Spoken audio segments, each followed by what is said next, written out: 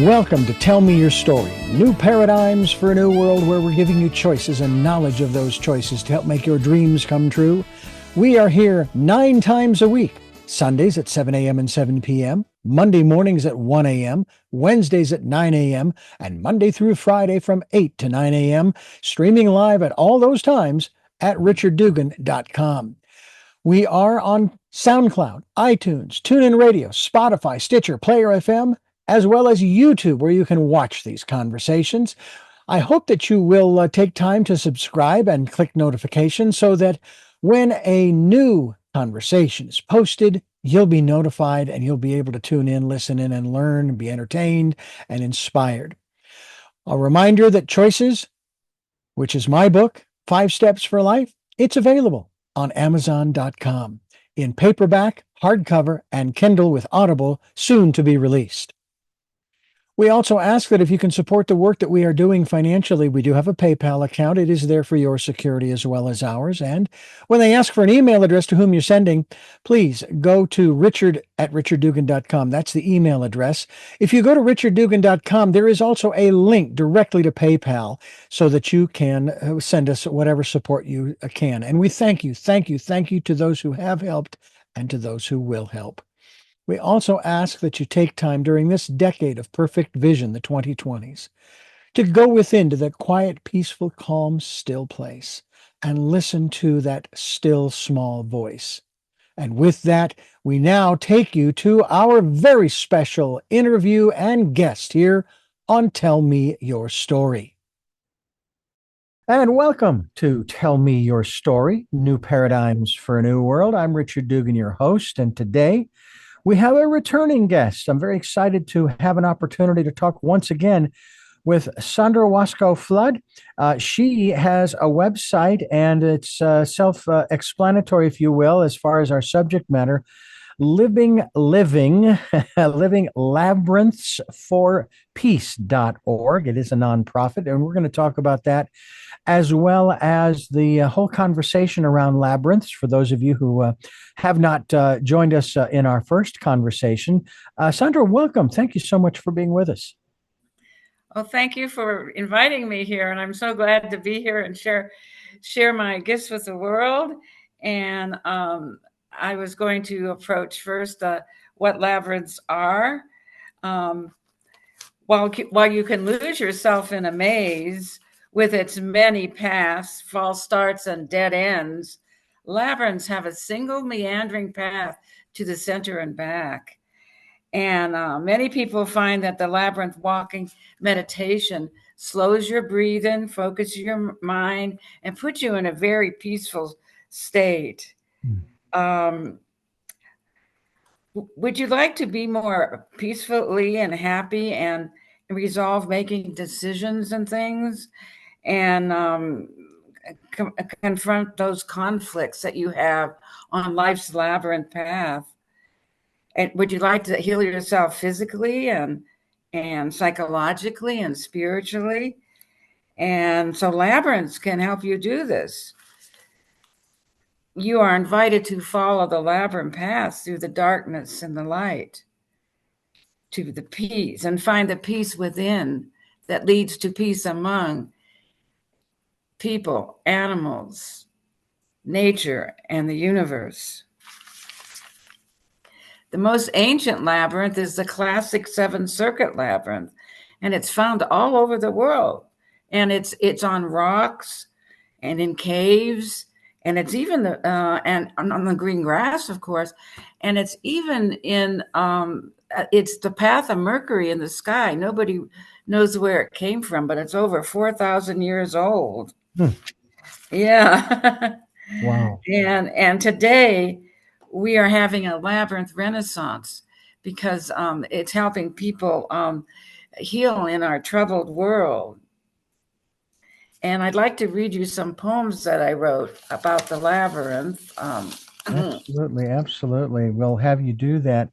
One of the interesting aspects, we have a labyrinth that's outside of a church here in Santa Barbara that people can literally walk by. You don't have to be a member or anything. You can just walk onto the property because it's not fenced, at least not around the labyrinth. and you can walk the labyrinth. And people do that. As a matter of fact, I've even seen this where an individual is walking their dog or dogs, and they will do a detour onto the church property, and they may walk the labyrinth with their dog, that kind of thing. And so apparently, there is sort of a, I want to say, sort of a draw, a magnetic pull to labyrinths. Is that something that you've experienced and that you've seen other people experience as well when they see one? It's like, I got to go over here and walk this thing. There's something about it. Yeah, yeah. That happens with people who've never walked a labyrinth and people who have walked labyrinths. Mhm. They go and they try it out. And generally, there's some short instruction about you can walk for anything you want, any peace wish that you want, Mhm. and then people walk and get to the center and listen to your higher power, whenever you believe in, and see if you get some sign of some sort of awakening. And then you can walk the labyrinth back out and bring your peace to the world, so to speak. And yeah, and so I can read you some poems about that. I can tell you how I discovered labyrinths if you're interested. Well, let's go with the discovery part first. Obviously, Yeah. you have and you have somehow by mentioning this, it's relevant to your path in terms of where your family comes from. Your father and your mother came from ostensibly Eastern Bloc countries. Your father from Russia, your mother from Czechoslovakia, and Mhm. obviously I've found it interesting that when we do sort of trace back our lineage, we get a little bit better understanding of why we are interested in some of the things that we are, or why we are energetically drawn if we're of that more spiritual or metaphysical mindset. So tell us a little bit about your upbringing and your background and connection to labyrinths. Okay. Well, Grandma Wasko was living in Moscow, and the communist revolution was just about to start. And she said, God is too high and the Tsar is too far. And she decided to leave Russia. And she brought her first two older children with her. And she settled in Coraopolis, Pennsylvania. And my dad was born there. And he was the youngest of the children. And I thought it was a really heroic thing to do at the time because the communist revolution had just started, Mhm. and my dad, he played hooky the first 2 years of school because he didn't like listening to his teachers. But then he became valedictorian of his high school class, and he got scholarships to Carnegie Tech and NYU, and he became a meteorologist, a weather forecaster. And we were in Flushing, and he was weather forecasting for Pan Am and in Flushing, Long Island, New York City. And I was born there, and my sister was born there, and she was 3 months old, and I was 3 years. And my dad said to Mom, and when he makes up his mind, that's it. There's nothing you can do about it. He says, I have a job weather forecasting in South Africa or Lisbon, Portugal. And so Mom said, I think we go to Lisbon, Portugal. So from age 3 to age 6, I was living in Lisbon.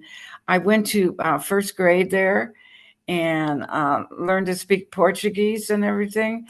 And I just love the culture. Mhm. And so that was really good. And then we moved every couple of years. Dad always got a better job, and we moved from coast to coast. And so we ended up in California. I mean, the most difficult place was he was working for NASA in Huntsville, Alabama, and I had just graduated from high school, and I got a job selling magazines over the phone, and I didn't sell one magazine there, and I got fired because of my Yankee accent, and so then you Wow. see me, I know, you see me. I mean, I could easily sell magazines. Anyway, and so then we moved on to Los Angeles, and we had been going across the country, and that was the greatest difference in the country, Mm. Oh, between yeah. the East Coast and Los Angeles. And so that's where my dad got a very good job, and I went to UCLA, which was an excellent school, and I majored in English. And but then I was talking to my art teacher, and I did a portrait drawing class, and I drew these excellent portraits of people, and he gave me an A+, and he said, "You should be a full-time artist." And so then I quit doing that school, and I went wherever we lived. What happened when I was at UCLA, and I went to the Newman Center, and my husband was at Caltech, and he went to the Newman Center also. And we had a field trip out there on the desert where you can see beautiful mountain views from the Newman Center. And I went there. I was going alone at first, and then I stopped in a wonderful spot to pause and look at the beautiful scenery. And I started humming Beethoven's Pastoral Symphony, and he came like a bird call. And Beethoven is our favorite composer. Mm. And that's a whole big story. I don't know how much you want me to talk, but when I was in middle school, um, I entered a record club, and I got Beethoven's Pastoral Symphony and Strauss waltzes. I listened to Strauss waltzes, and I just loved them. I thought they were so nice. And then I listened to Beethoven's Pastoral, and I thought, I don't understand this. What is this? And I thought, well, if I tell my parents to send it back to the record club, they'll probably kick me out of the record club. So I played it again, and then I just loved it. And you just have to do that a lot with classical music. It doesn't communicate to you right away, if you're not used to it. And so that was just a miracle, because that's one thing we share in common. We love classical music, and Beethoven continues to be one of our favorite composers, and so it's been quite a life, and Well, you and and I share a connection to the Eastern Bloc countries. Not myself, not by lineage. My first marriage to my first wife, her father's father, her grandfather, got out of the Soviet Union, got out of Russia the night before the Bolshevik Revolution. oh my gosh. So you start thinking about history, and you start thinking about some of the things that happened, like what you just described. Gee, what if my first wife's father, our grandfather, hadn't gotten out before the night before? And if he'd waited another 24 hours, he probably wouldn't have, which means I never would have, she probably never would have been born.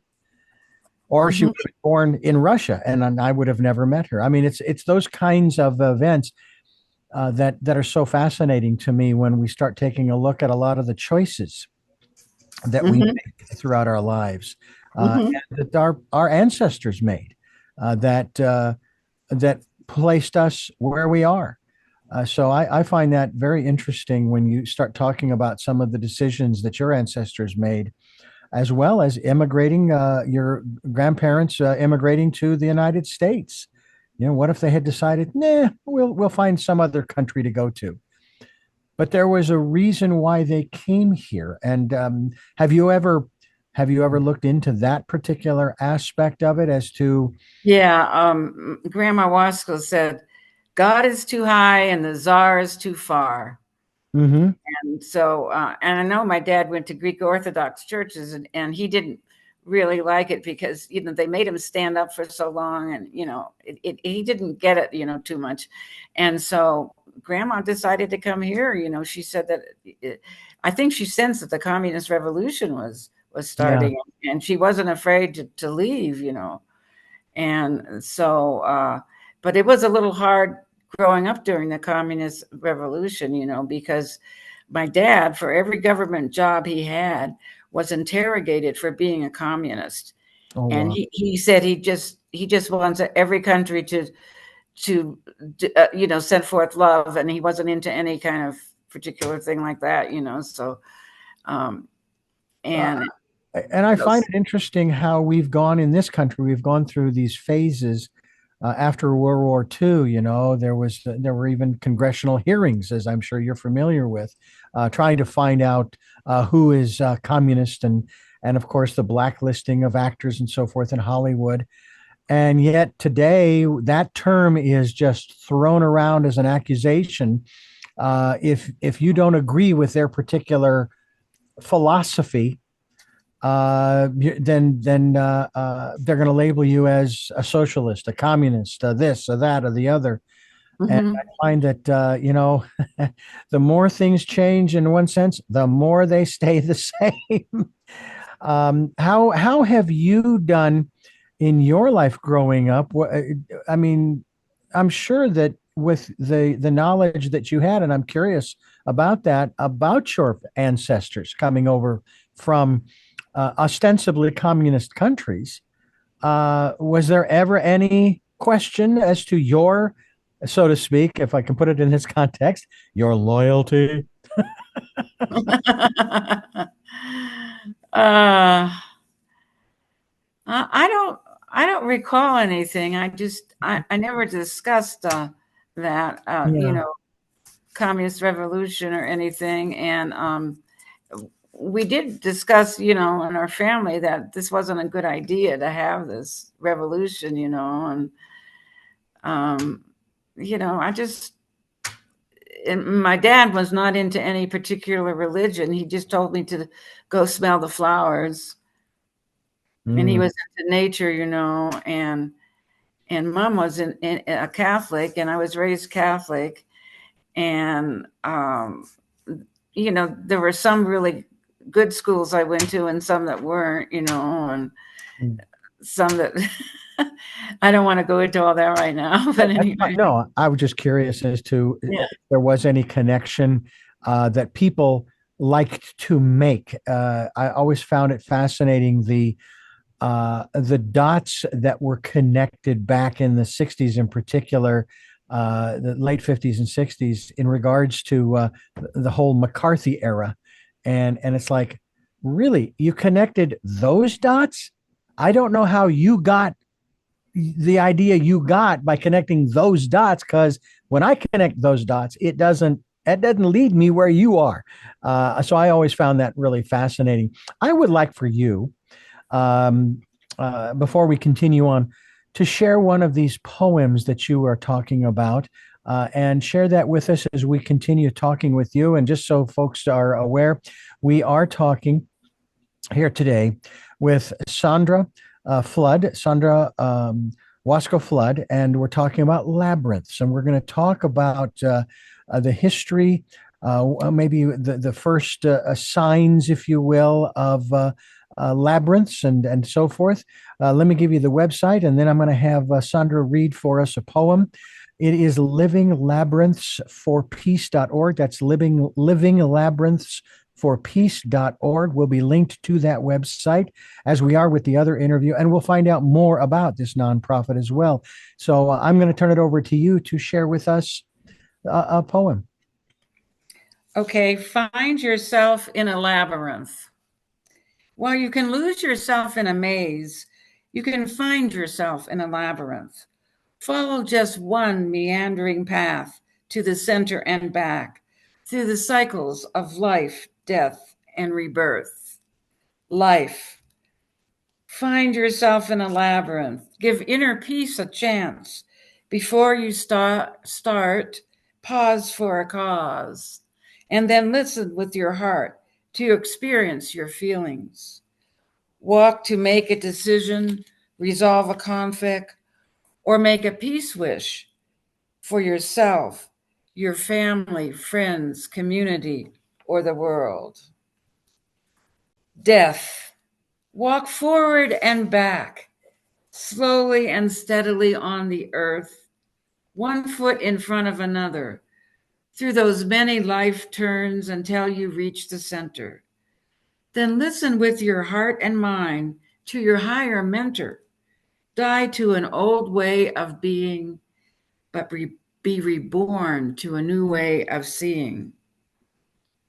Rebirth. Follow the same meandering path back, that journey of many turns. Step to the beats of your heart. Become one with the light. And you, folks, are listening to Tell Me Your Story. I'm Richard Dugan, your host. We're talking with our very special guest about labyrinths. We're talking with Sandra Wasko-Flood, and we're talking about Living Labyrinths for Peace, as she has been sharing with us some poetry that we hope that you will hope you'll enjoy. I'm curious. Do you have these poems in a print form that people could get a copy of? They maybe through Yes, Amazon.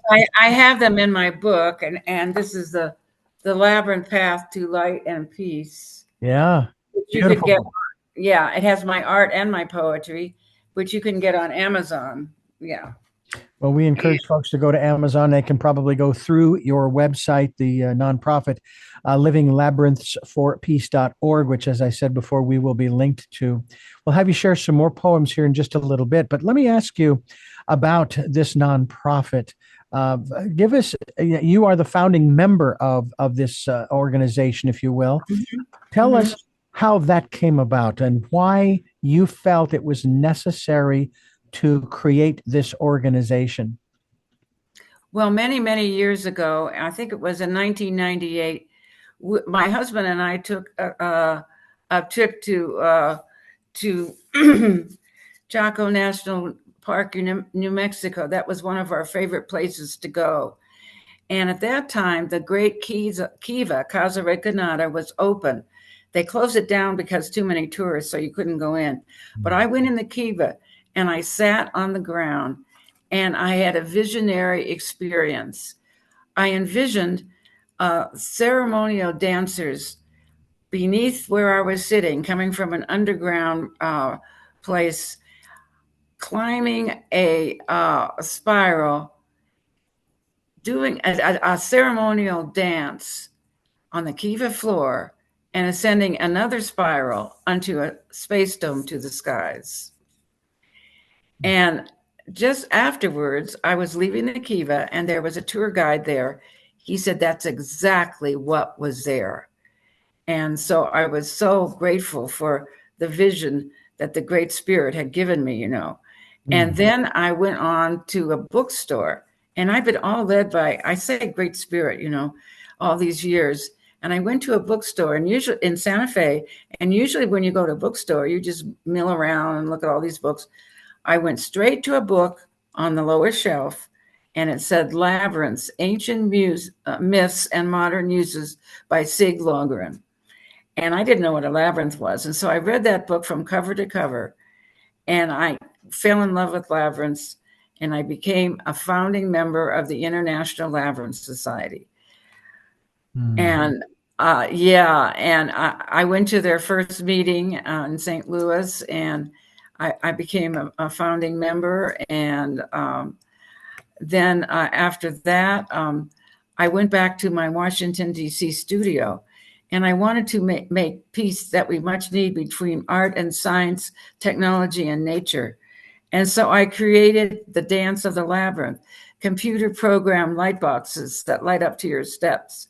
And they had images. You could choose to walk on images of earth, air, fire, or water. And then you could insert your own images in there for whatever occasion of your choice that you wanted, like a birthday or a marriage or a funeral, We did conflict resolution workshops too, We brought in various people that were in conflict to walk the labyrinth. And so then I asked that labyrinth one day where it wanted to be. And I stood at the center of the labyrinth on a mirror. And that's where you connect to from earth to universe, to your higher spirit and everything. And it told me it wanted to be, and it said it 4 times, in the U.S. Capitol. Okay. So we founded the Living Labyrinths. We founded the Labyrinth Society in 1998. And it took 2 years to pull off. But in the year 2000, We had a demonstration for inner peace on the east lawn of the U.S. Capitol. And we put many surveyor flag labyrinths up there, and people walked them for a couple of weeks, Mm. And there were people from all over the world at the U.S. Capitol walking them. And there were children with their parents, and even dogs walked them. And so that was just a wonderful, wonderful event, I want to ask you before you continue this story, because I know there's more to it. What is a kiva? Oh, the kiva is an ancient, actually, it's an ancient building, which was where people used to live and have ceremonies, Oh, okay. And yeah, and there were several of them in the Chaco National Historical Park, New Mexico. Like a And temple. it's like a temple and a house at the same time, You Okay. live there, and it's like a temple as well. And you have ceremonies, and so it's a round thing, and Okay. yeah, made out of stones, Seems to me that there's there's a wonderful little saying, that you don't want to paint yourself into a corner, and with round rooms like a yurt, or in this case a kiva, there are no corners for you to back into. You don't have to worry about that. About this labyrinth in Washington D.C. Now, you said you stood on a mirror. No, that the one I built there, yeah, The one you yeah, built, right? You yeah, stood on a mirror in the center, in the center, right. and then you were guided to design the labyrinth from the center outward. Well, you Something like walk that. no, you walk into the center, Mm-hmm.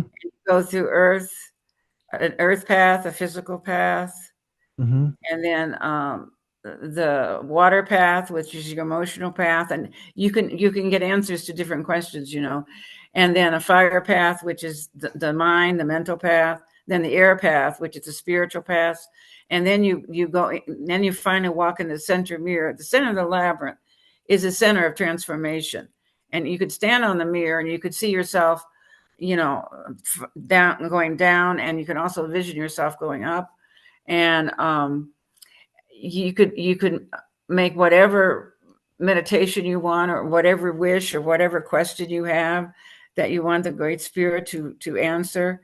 And then you bring as I say, then you bring your piece of peace back out into the world, and you Mm. follow the same path back out. And it's one path, and you don't get lost. But it's like life's journey. You go forwards and backwards, backwards and forwards. You Mm. don't get straight to your goal. Right. And And and that whoever does anyway, I know whoever does, but you have to have faith that you're going to get there.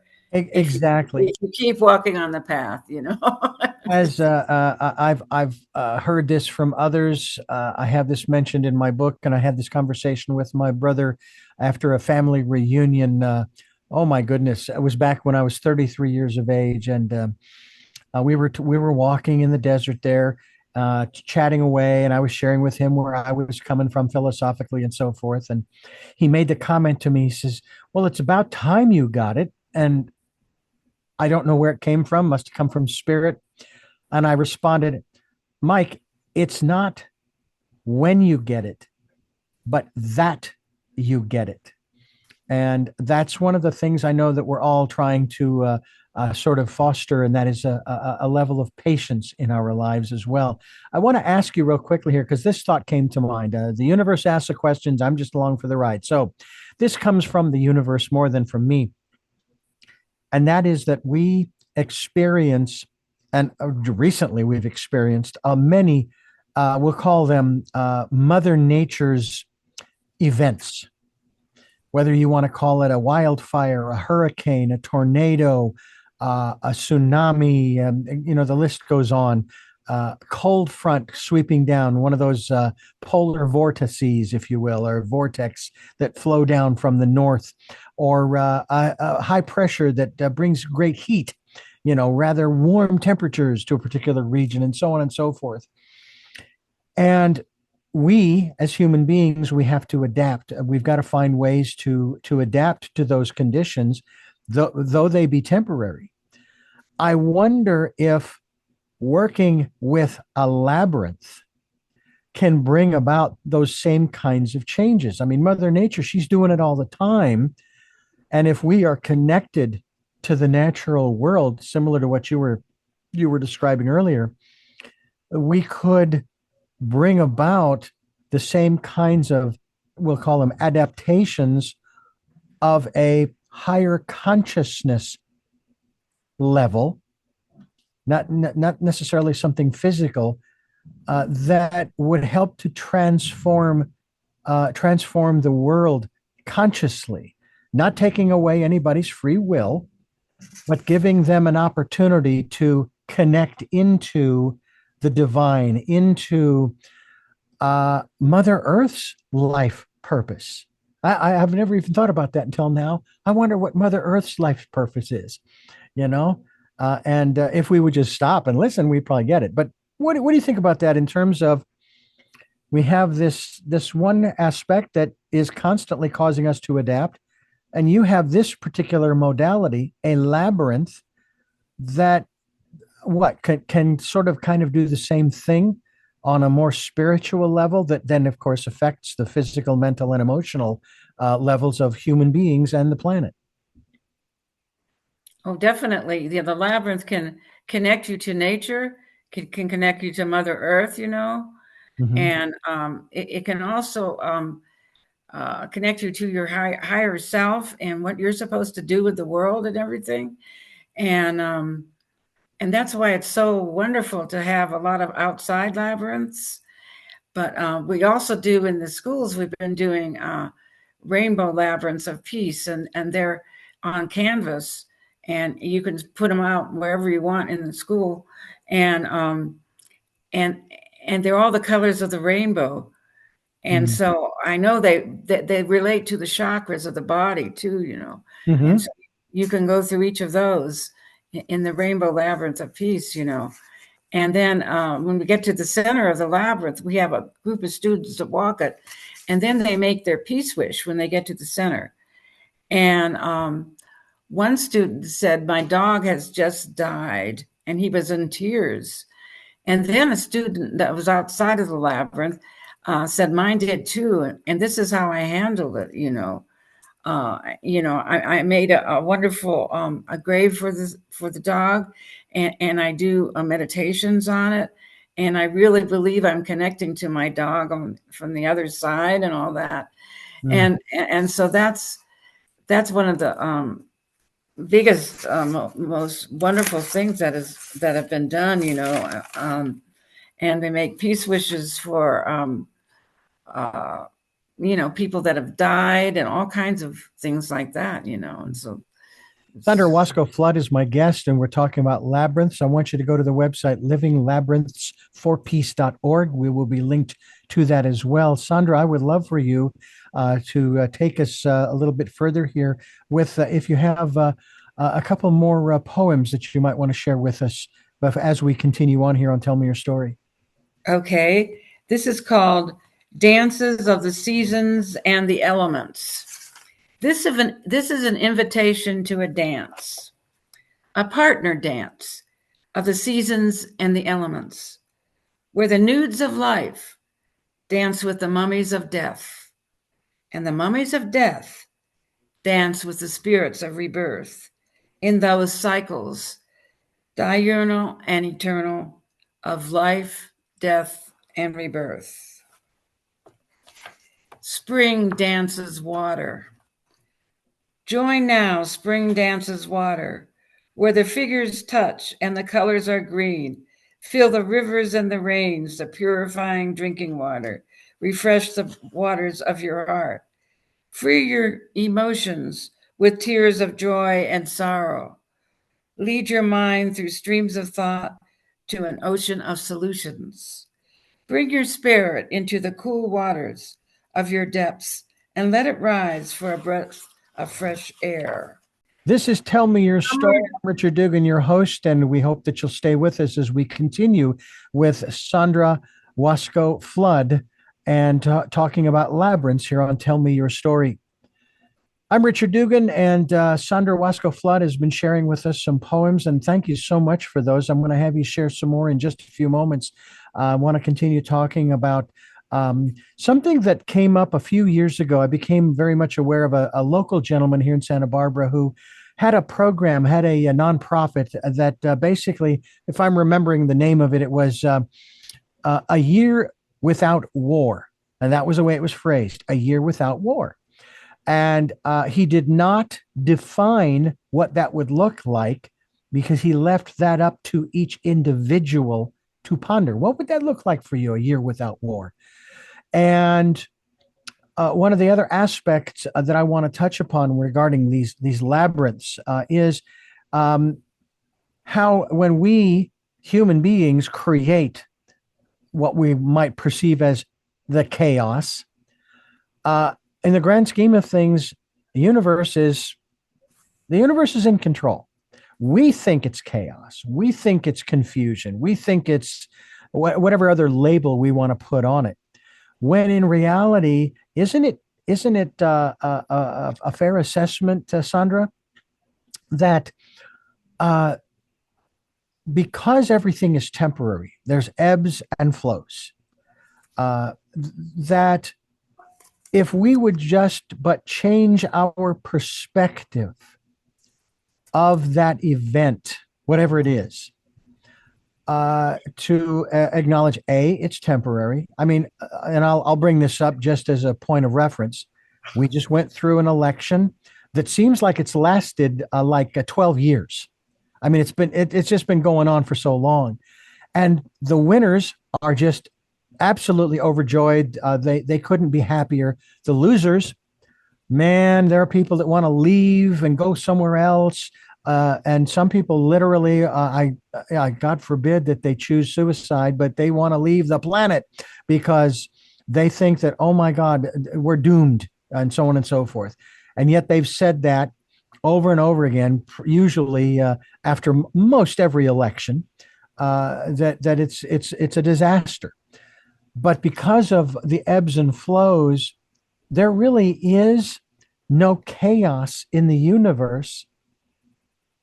There is just the ebbing and flowing. It's what happens with life in the universe, in this material world.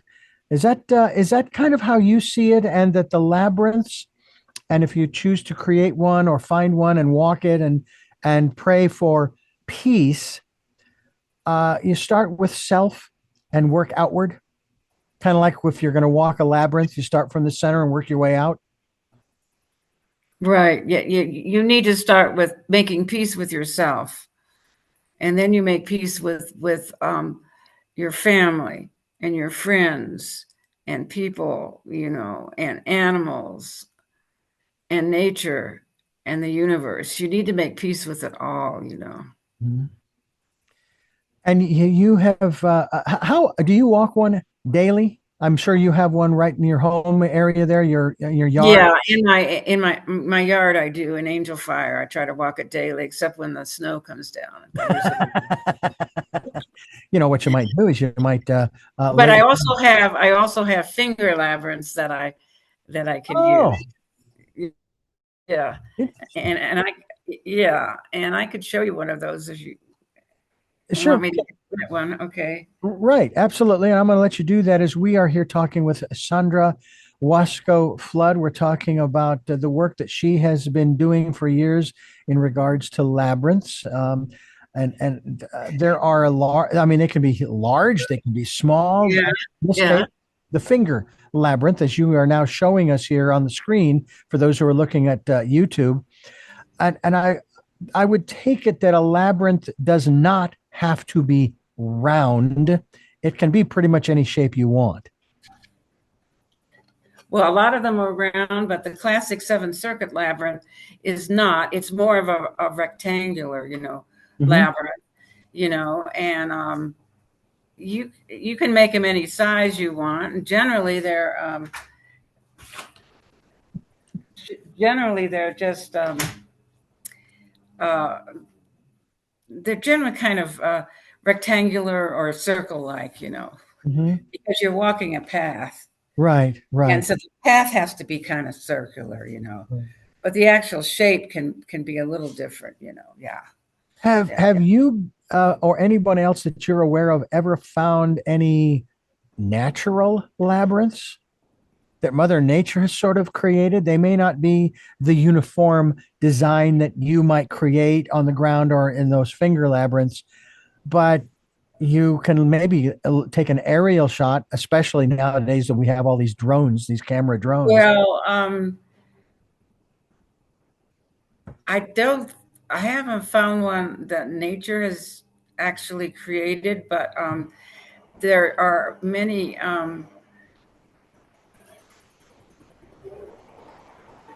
No, There are many. Just a minute. no Somebody's worries. somebody's coming in. There are many cave drawings that have labyrinths on them. Oh, okay. So So, how so far?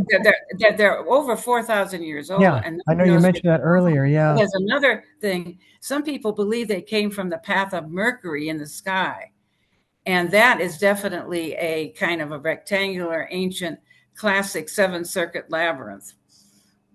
Hmm. Path of Mercury in the sky. Yeah, right. And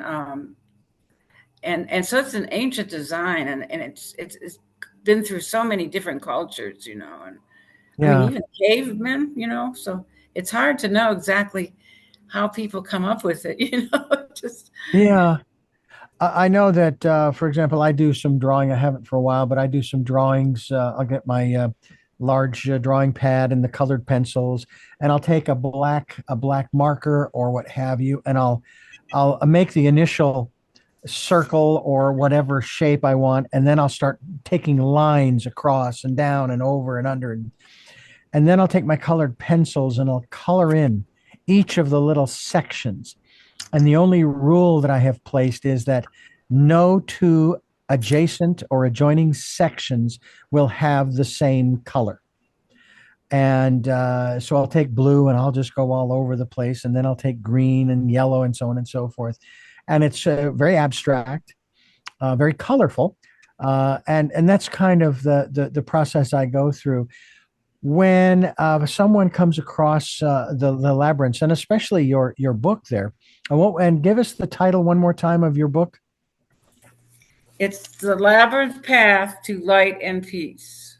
All right, The Labyrinth Path to Light and Peace, which of course is available through your website and at Amazon.com. Um, Mhm.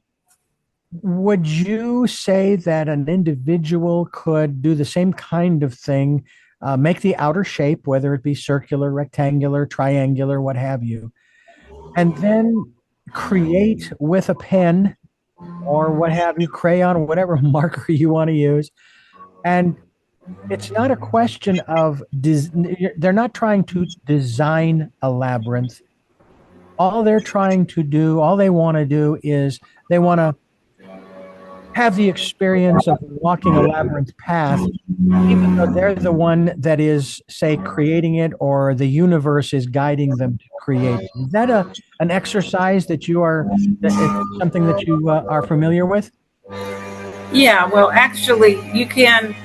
There are ways to easily draw the classic seven circuit labyrinth, Hmm. and people can learn to draw. It's not that difficult. You Hmm. just yeah. Well, I know that this process of finding a modality, if you will, that will work for us, that will help us to make it through from day to day. It sounds to me like the labyrinth is one of those modalities, if you will, that someone can use to help them to get there. I know you were talking about that earlier as we started out, that people use these for a lot of different reasons, but then again, there are some labyrinths that you are aware of and maybe you've created uh, that can be used for a particular purpose. Like I want to find some inner peace and so forth, and so they'll maybe lay it out. Maybe they'll have a finger labyrinth, or they'll lay it out on the ground in their backyard, like what you have. uh, it seems to me like It seems to me like a very simple modality. There's no complexity to it. I think. Well, well, I made a labyrinth in my backyard in Angel Fire in the pine forest there, and I call it a uni rocks labyrinth because we had to get all these rocks and put them together, Mhm. and all the rocks get along, and they're united, And I did Yeah. write a poem on the uni rocks labyrinth, which I don't have right in front of me right now, but yeah, I have that. And so the idea is that we want all the plants and the animals and everybody, nature, everybody, and all peoples to get along when they walk the labyrinth. Hmm. And so you could make them out of so many different ways. You can make them inside and outside, and you can you can make them on the fresh green grass, and then make something for the path. It could be stones or something, on the path to make the lines for the path. Hmm. You can make them practically any size that you want, um, and yeah, and you can get them on the internet on the screen, and then you could take your mouse and you could walk through it. Yeah. There's ways you could do that, and you know, Is the and again, it's a very I suppose if you're doing with the mouse, not so much, but still, there is that element, that aspect of it's a tactile experience in many instances, and yes, and yes, and it's something that we need to take a look at. The Labyrinth: Path to Light and Peace, Art and Poetry by Sandra Wasko-Flood. It's available in paperback through her website. I'm actually looking at it right now, and I have a copy in my library as well. I did see, and if it's not available, I understand, but I also see here that there is a documentary, Waking to Spirit, Inner Peace to World Peace. Can you talk to us a little bit about that? Is that something that is still available? yes, yes. That's that is a book. Yeah. Hmm. Hmm. It is a book. Yeah. It's not necessarily a film that's a movie that someone can watch, a documentary. Oh no, it's a film. Excuse me. Yeah, yeah. That's available too. Mhm. It Yeah, is still yeah, available. Hmm. yeah, yeah. Very Those interesting. practically everything is available online there, Okay. and on my website. I'd like But to have you share with us once again some poetry that you have written that it's either in the book or it's available one way or the other through your website, which once again, folks, is Living Labyrinths for Peace.org. And I'm going to turn it over to you to share with us a couple more poems, if you would. I think they're okay, well, I started this one about the seasons and the elements, and I'm putting the seasons and the elements together. And I Mhm. did the first one, Spring Dances Water, and the second one is Summer Dances Fire. Take now a lively step into Summer Dances Fire, where the figures come together in passionate red. Fire up your body with the energy of health. Give to your emotions the passion that comes from compassion. Inspire your mind with bright new thoughts. Let the airs of your spirit spark your mind and your heart.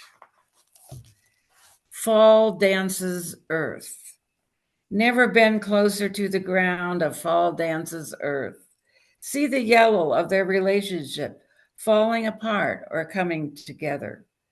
Feel others caress your body of earth. Let your fears and your joys be firmly grounded on the land. See that the green leaves of your mind have turned to the golden leaves of fruition. Let your spirit breathe those sweet airs of freedom and transformation.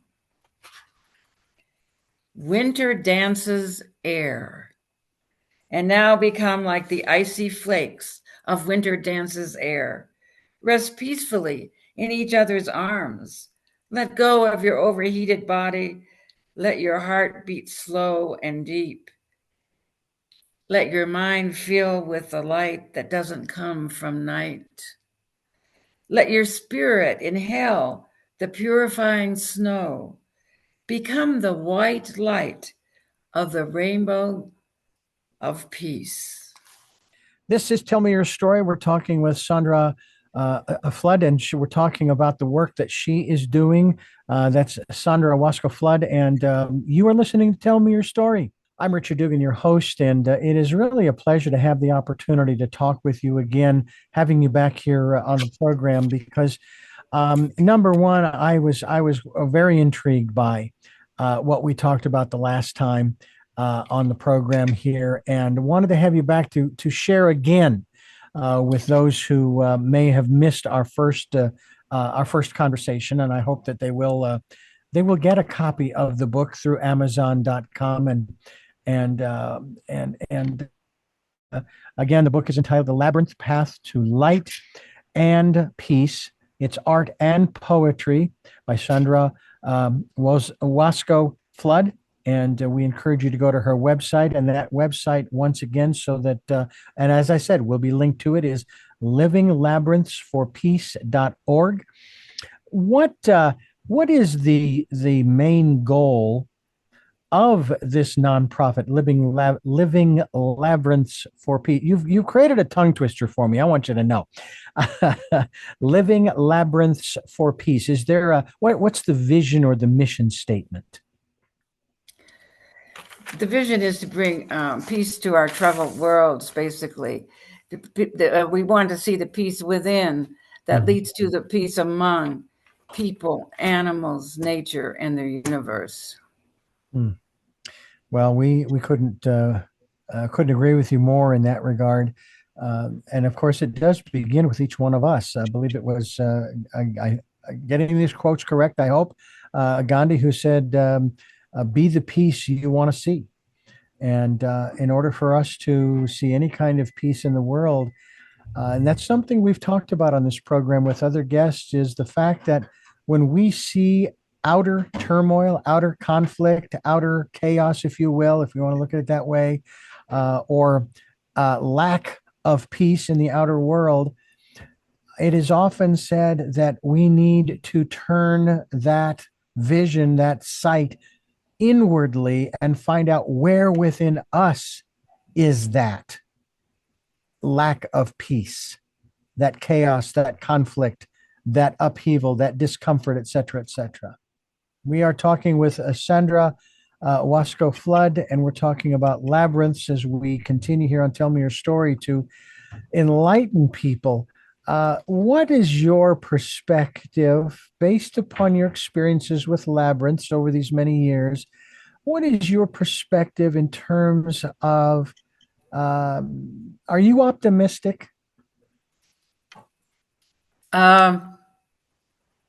Yes, I am optimistic. I believe I'm going to continue my work in the schools, and now that COVID is over, and I can do work in the local schools. And I was trained at the Washington Performing Arts Society out of the Kennedy Center to relate all our programs to all of Howard Gardner's 9 intelligences, the things that we don't cover in school, like art, music, and dance.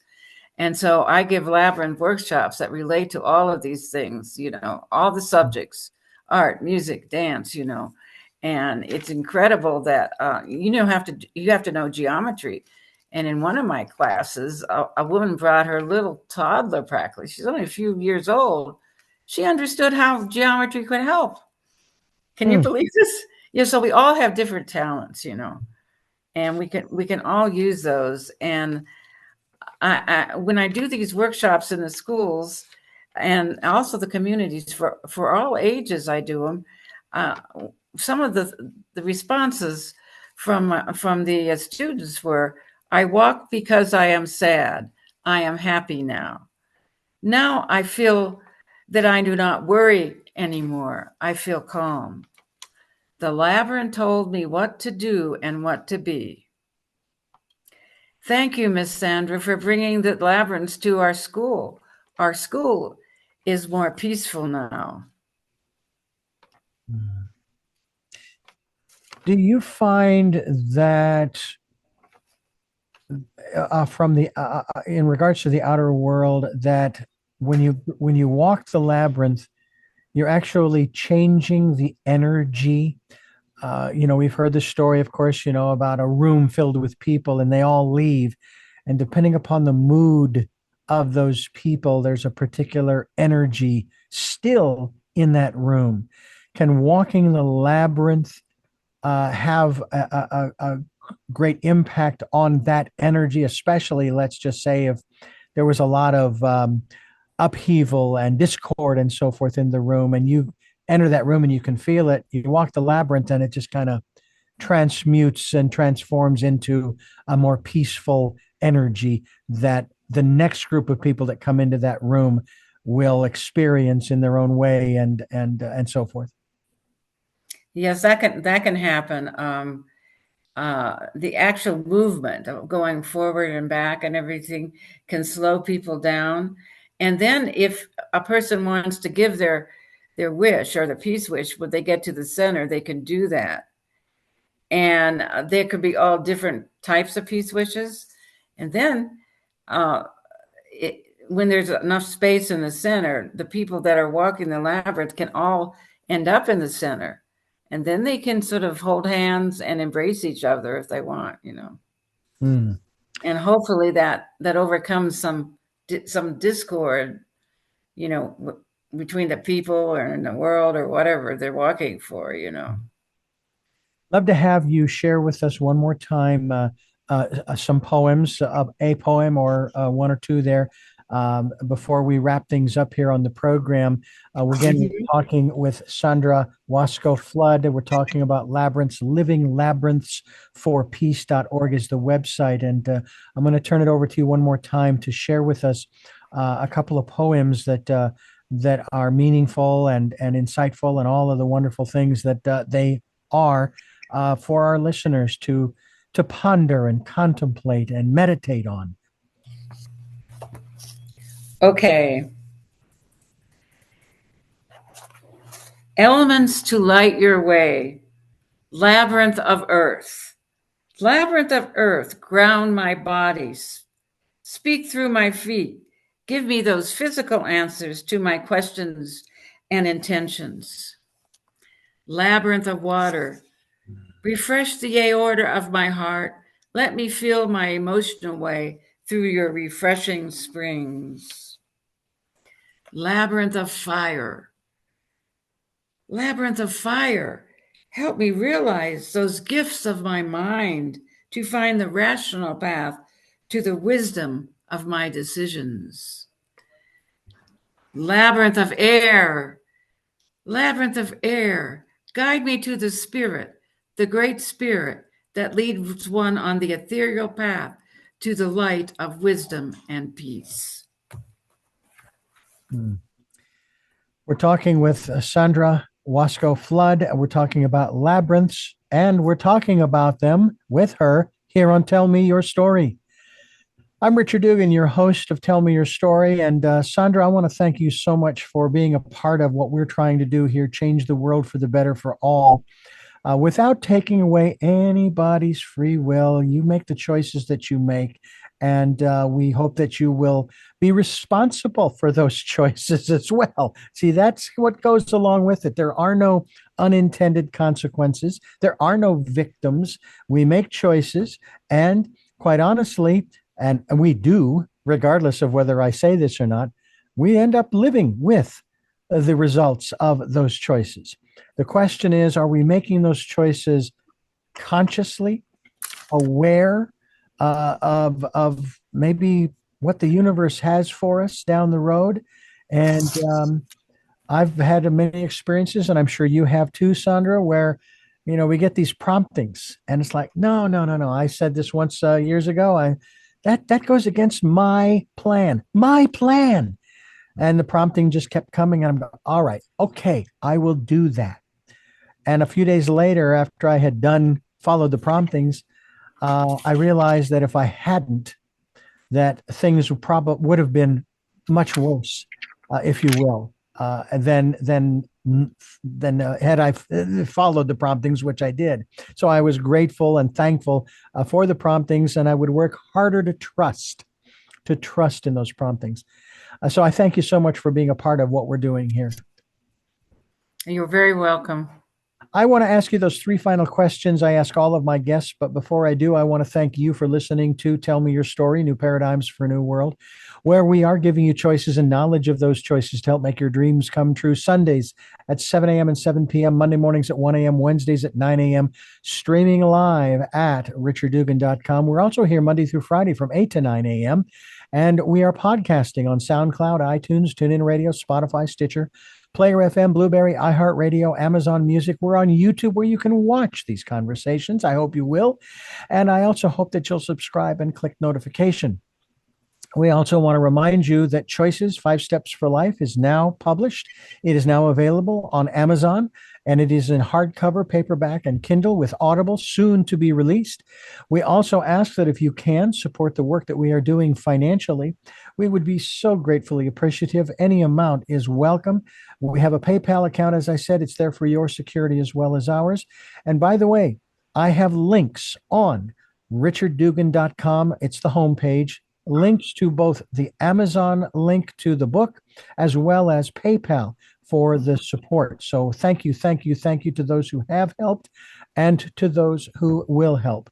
We also ask that you take some time during this, the Decade of Perfect Vision, to spend some time in that quiet, calm, peaceful place and listening to that still small voice. So those final 3 questions that I ask all of my guests, the first is, who is Sandra Wasko-Flood?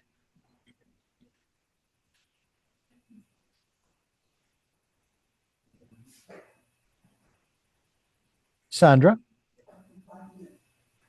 Yes. Who is Sandra Wasko-Flood? You want me to answer that? Yes. Okay. I am a okay. I am a woman who is 81 years of age, who is has been doing labyrinths for many years, and I found that as one of my best gifts to give to the world, to instruct people how to make and use labyrinths for peace.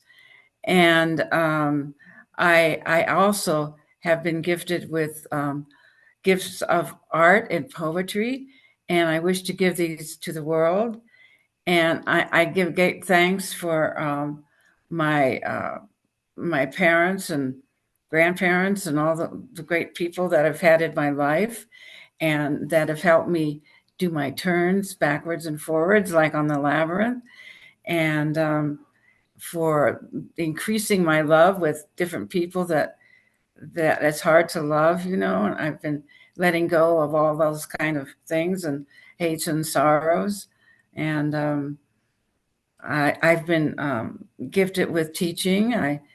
I majored in English, and I've been gifted with writing and teaching that, and that's it. I think I just and I love working with young people, all ages and students. And I used to think that having endometriosis and being an infertility, not being able to have children was not right, was not good. But what it's done for me, it's opened me up so I can give my gifts to all the world's children, And if I had my own children, I would have had to spend too much time with them and not be able to give all these gifts up. What gets you up in the morning?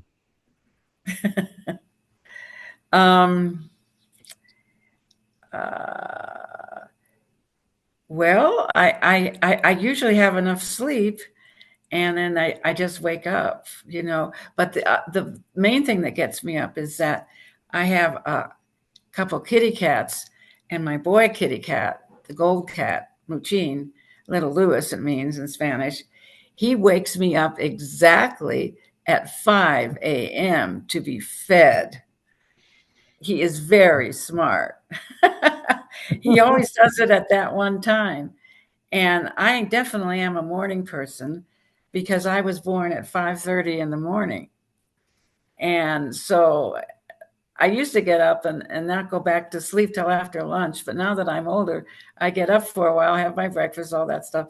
And then I go back to sleep for a little while because I get up so early. Yeah, I know the feeling. I was born at 3:17 a.m., so I'm a morning person as well. Our final question to you is, what was your best day? Best day. Oh. Hmm. I had a lot of good days. Let me see the best day. uh,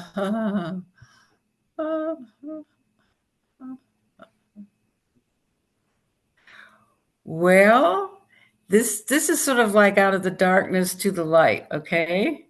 Mhm. Um, when I was in high school, um, my dad found another woman to marry, and he divorced my mom. And he thought he was getting a better mama. And the woman that he married was a librarian. And after 3 months, the librarian calls my mom up back and she says, "You can have your mental case back." And mom remarried him.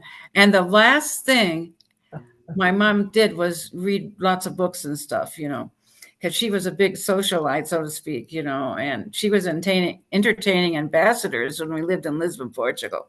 Mm. And so they both needed each other so much and they loved each other and the marriage did work out, And my sister and I got gifts from both parents because we can deal with ideas and with people.